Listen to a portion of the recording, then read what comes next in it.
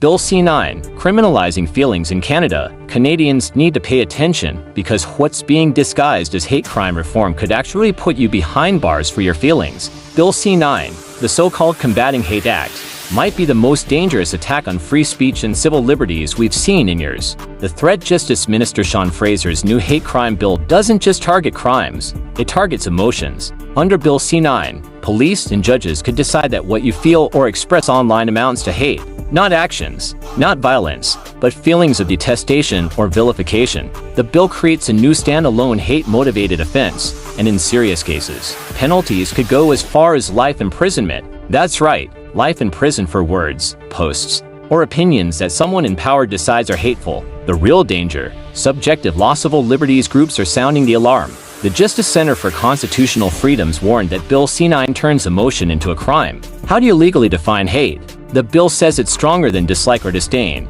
That's it. No clear definition, meaning the police, prosecutors, and judges can decide what qualifies and what doesn't, based entirely on their interpretation. And if that doesn't scare you, this will.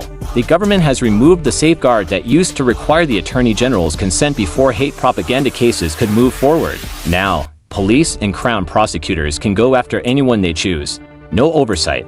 No political accountability. Concerns from Conservative MP Andrew Lawton said it best. We are walking into dangerous territory when Parliament empowers the courts to decide what Canadians feel. He's right. Once you hand the state power to judge thoughts and feelings, you've lost freedom of speech, expression, and belief, the very foundation of democracy. Government responsees Fraser insists it's about protecting people from hate crimes, not criminalizing opinions. But when the definition of hate is left open-ended and punishments include life imprisonment, that line becomes blurry fast. Call to awareness. Bill C-9 is still before the Justice Committee, but this is the time for Canadians to speak up, because once emotion becomes a crime, none of us are safe from prosecution. Today it's someone else's words. Tomorrow, it could be yours. If you believe Canadians deserve the right to speak freely without fear of prison, hit like, share, and subscribe. Let's make sure the truth about Bill C-9 doesn't get buried.